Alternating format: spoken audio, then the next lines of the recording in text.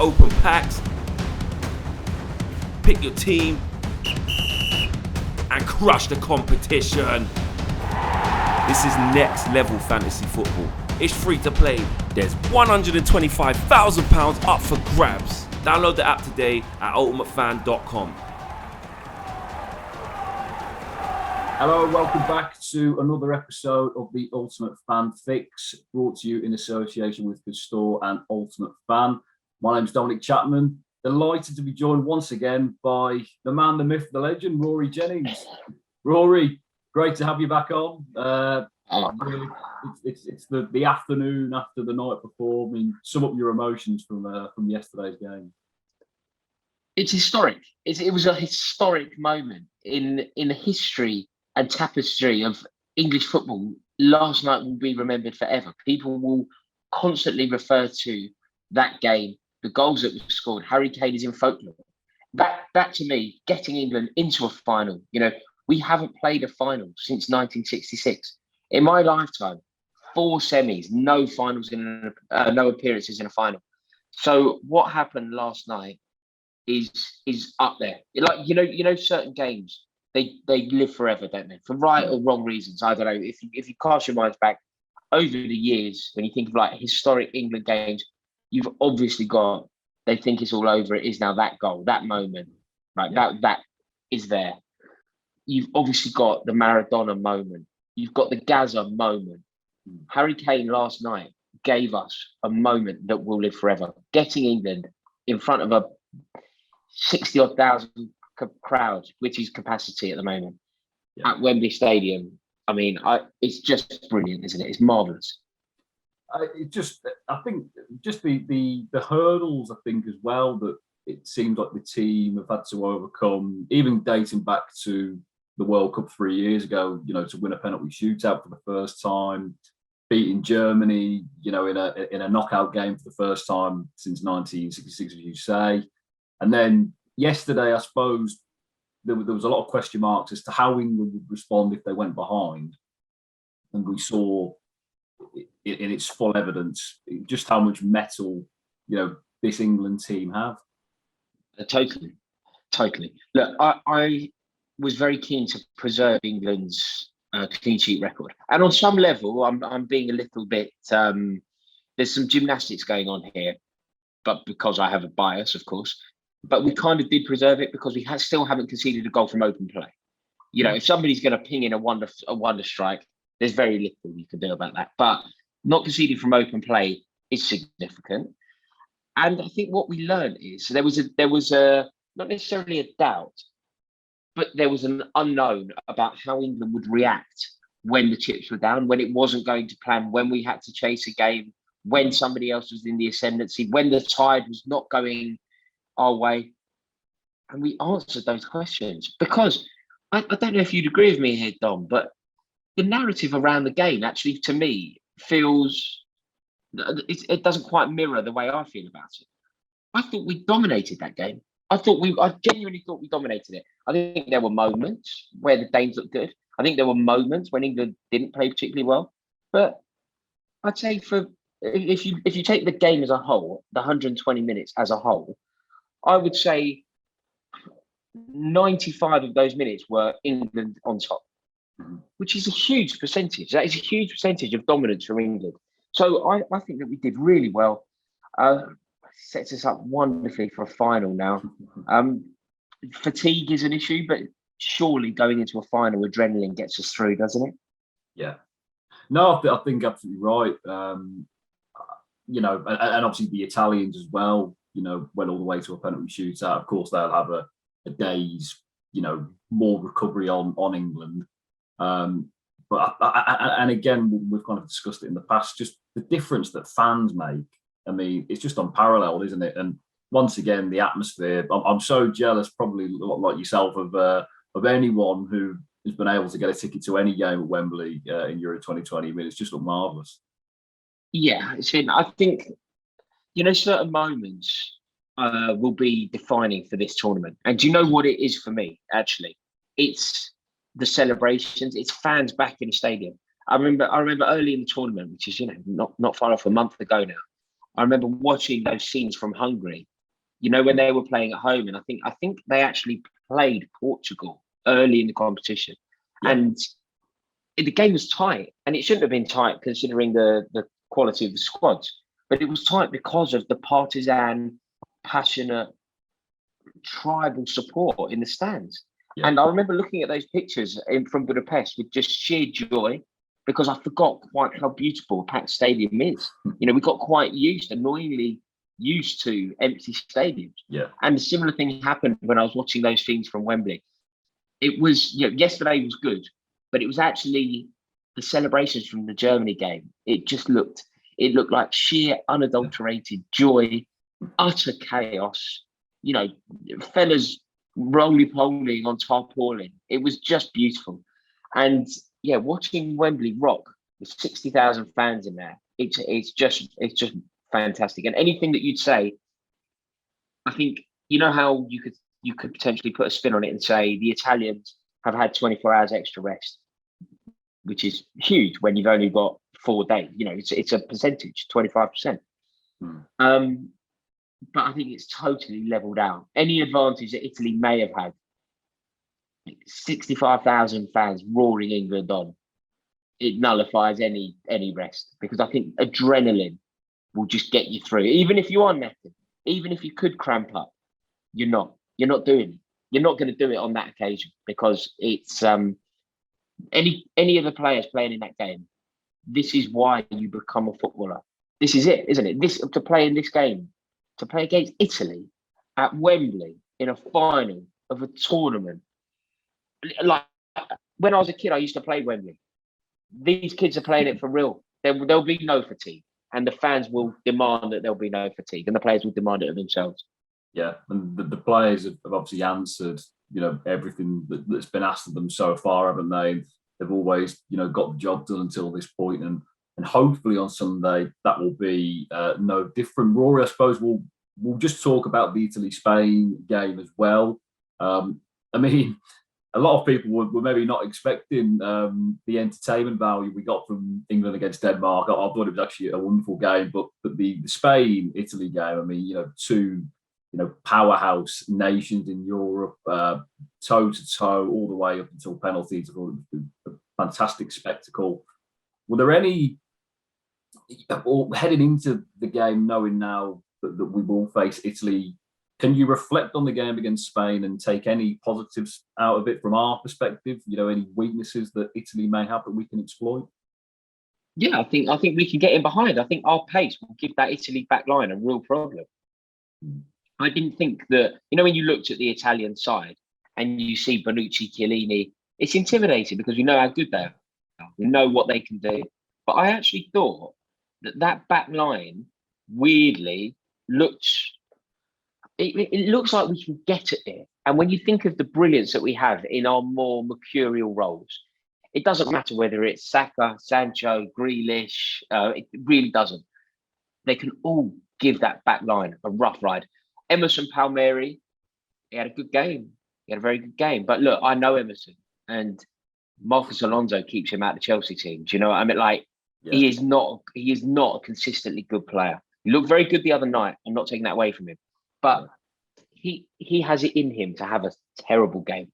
So I don't think that we need to be worried about their back line. What I am worried about is that Jorginho, Verratti, Barella midfield. Yeah. Whatever Southgate does, he has to get that right.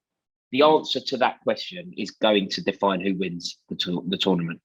If he decides to persevere with Rice and Phillips, and they play well, win that midfield battle, England will win it.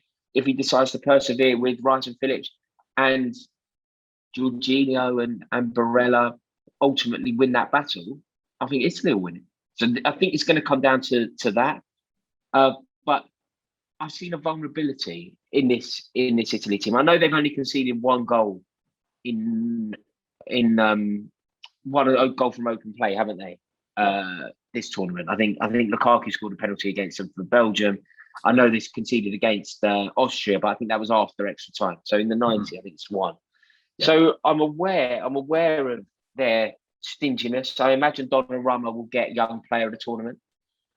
But I I don't know if you find this, Dom, but I find a lot of people are very quick to praise others, very quick to praise England's opponents, and fairly miserly with the generosity in terms of talking about England.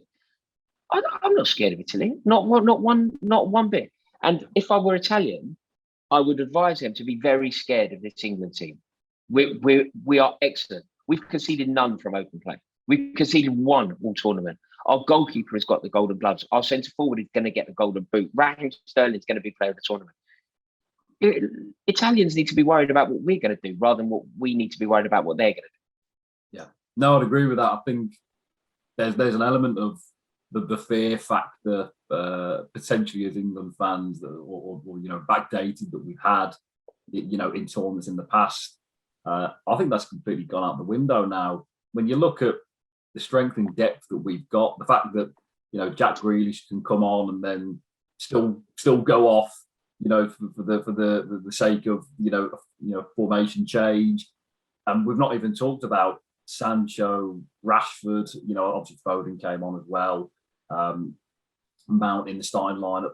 Saka again, I thought caused the Danes all sort of problems, and Sterling played very well as well. There is a lot of reason to be confident, I think, heading into Sunday, and as you say, the fact that we're playing at Wembley as well. All those factors thrown into the melting pot.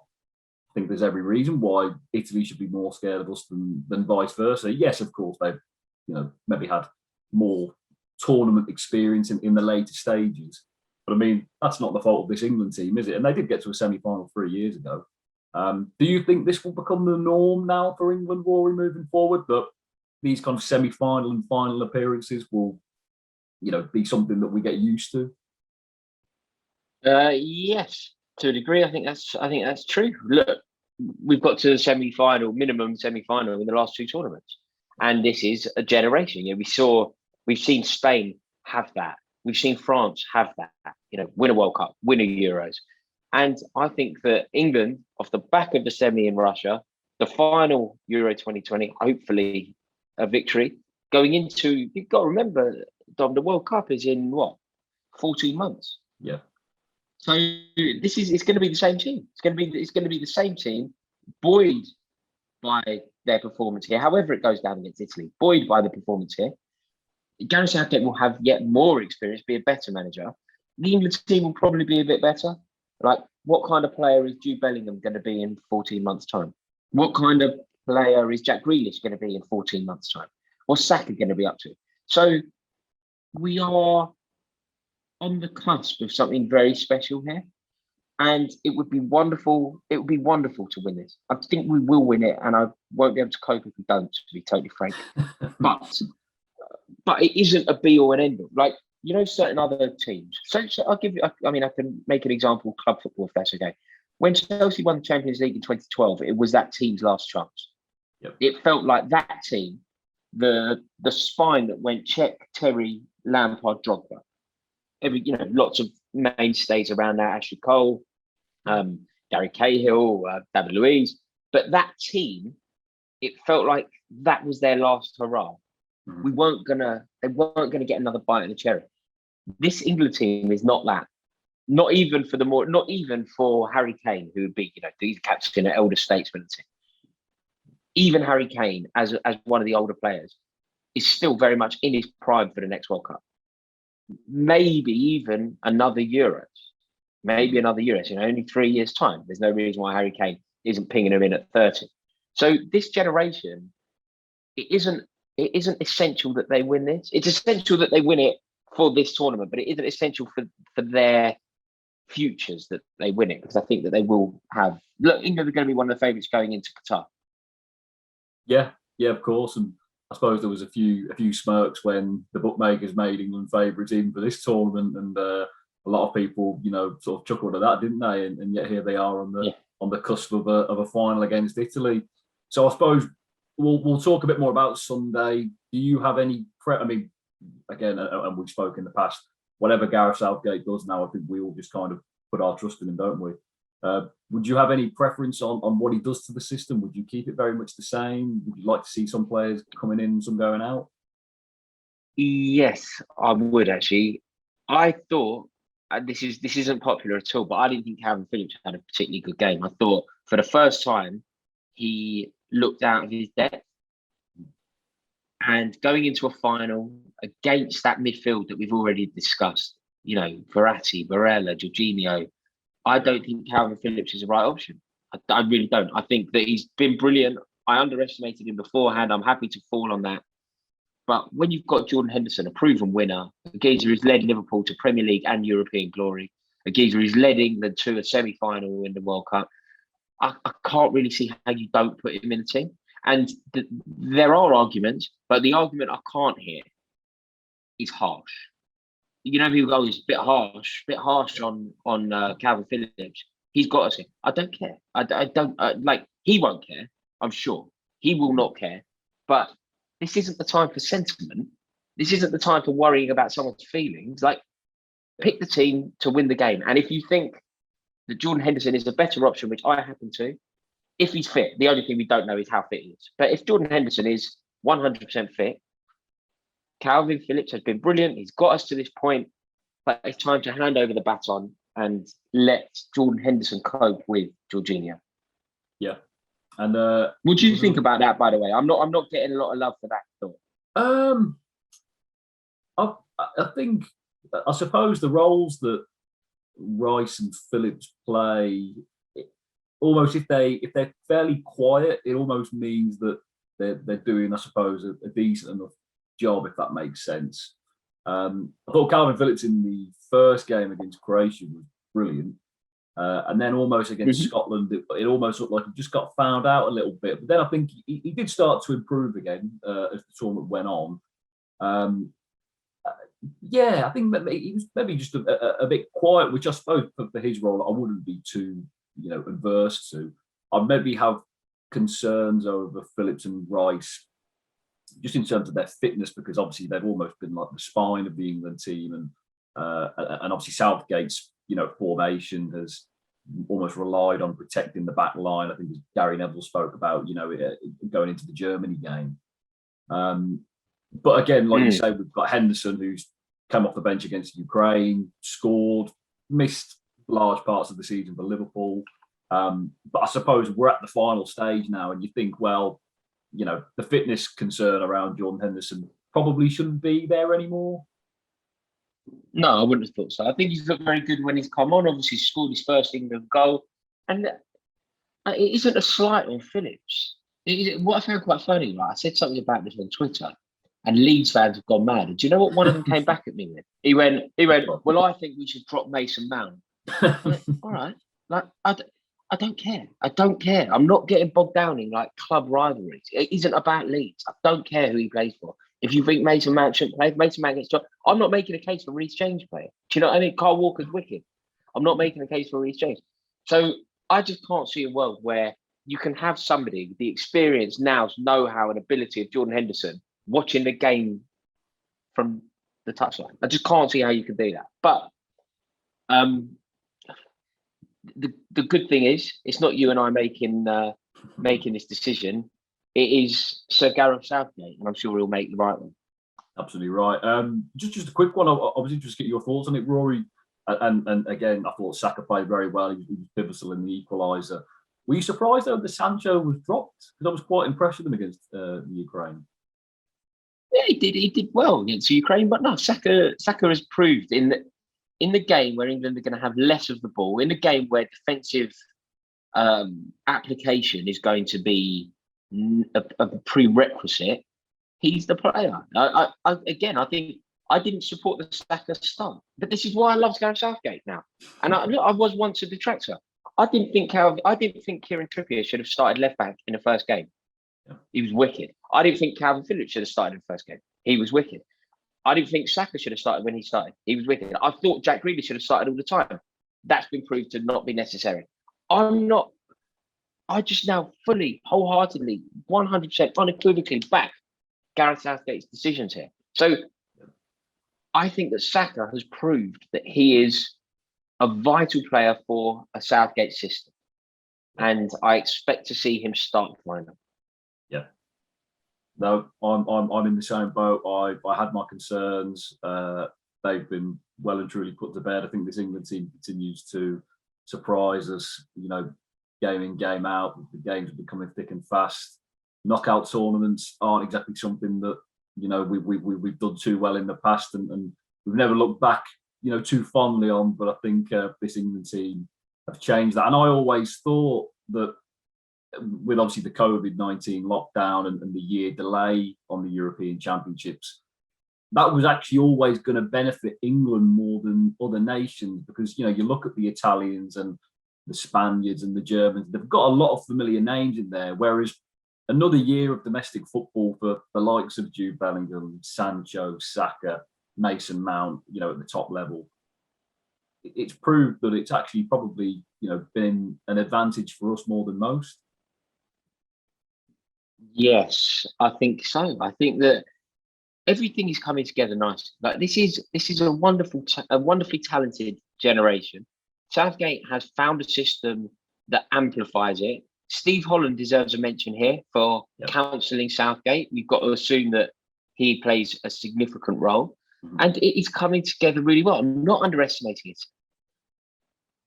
I think it's really tight. I think it's almost 50-50. I can't see how it's not 50-50, but I do believe England will come good.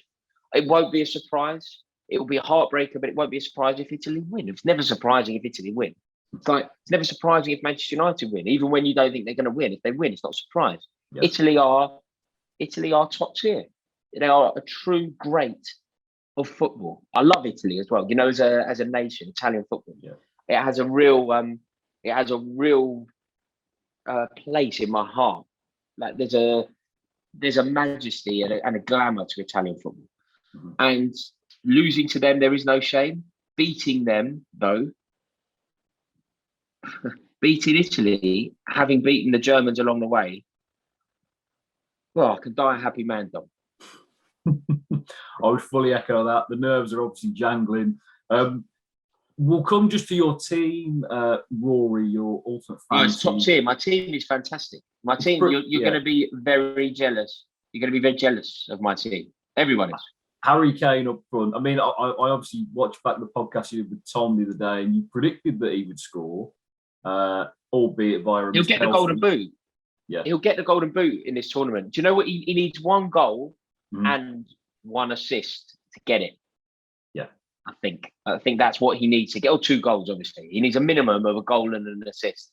Yeah. He'll be aware of that. He'll want it. He'll be so hungry for it. And look, if England score goals, which we're going to have to do to win this game, there's no reason why Harry Kane doesn't get the golden boot. I honestly think Harry Kane will get it. So the fact that I've packed him and I've got him up front, that's intimidating for anyone who dare go against me. It certainly is. Luke Shaw as well. I mean, he's really carried his domestic form into the top level.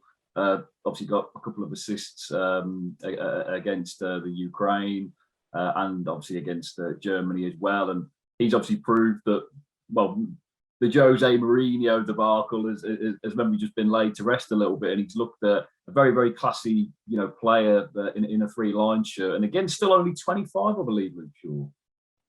Yes, and I know it's because he's been about for so long, hasn't he? He's been doing it, playing at a high level, and also because of his build, the way he's a lump, isn't he? Like barrels down the wing. I think he looks quite worn.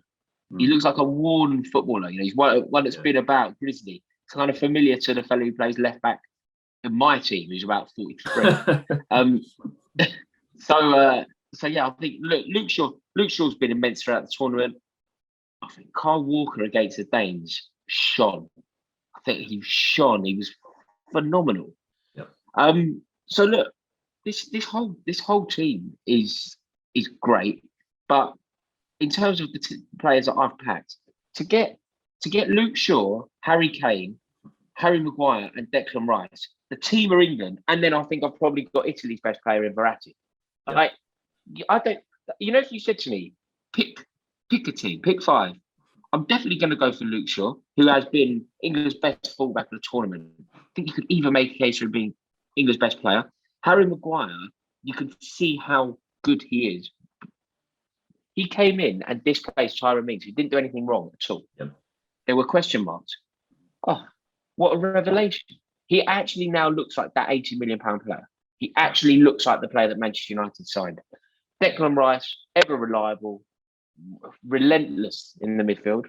Harry Kane, Golden Boot, and Verratti, the Italian's best player, and my team are England. Bring it on down. Give you the 20 grand now. Exactly. Bring it on down. Else. So exactly. The team are England, Rory. So I suppose we'll conclude on a match prediction. I think obviously I'm feeling a lot of confidence from you. It's a positive vibe, a positive aura. I think football's coming home is going on Spotify when the podcast finishes. How do you see the game going? Will it go into extra time? Will it go to penalties? Or do you think England can do the job inside 90? I think we'll do it. I think we'll do it convincingly. I think we'll win 2-0. Harry Kane will get a couple. And the celebrations will commence. The lunacy. I want more of that. I saw something this morning. I saw an England fan standing on the wing mirror of a bus. Going past. Have you seen it? I want so much more of that. Like, that's good. Yeah. But where can we end up? Like, what lunacy can we see?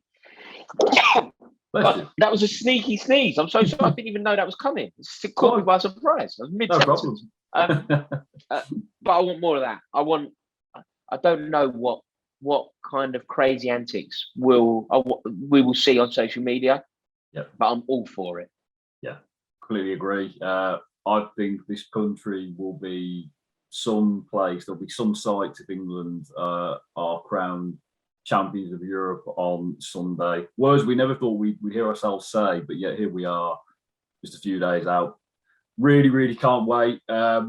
Football's coming home then, Rory? Football, do you know what? Irrespective of how it goes from here, football has come home. Football coming home isn't about simply a victory. Football coming home is a concept.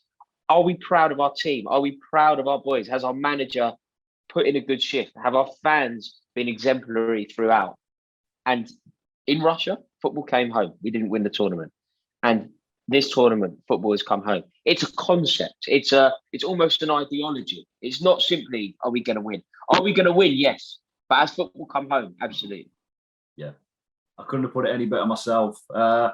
Really can't wait for Sunday, Rory. I'm sure either way we will catch up in the week or two after the tournament. Hopefully we're talking about a victory for England. But like you say, football's come home already. So win or lose, I think we can be proud of this team, proud of Gareth Southgate.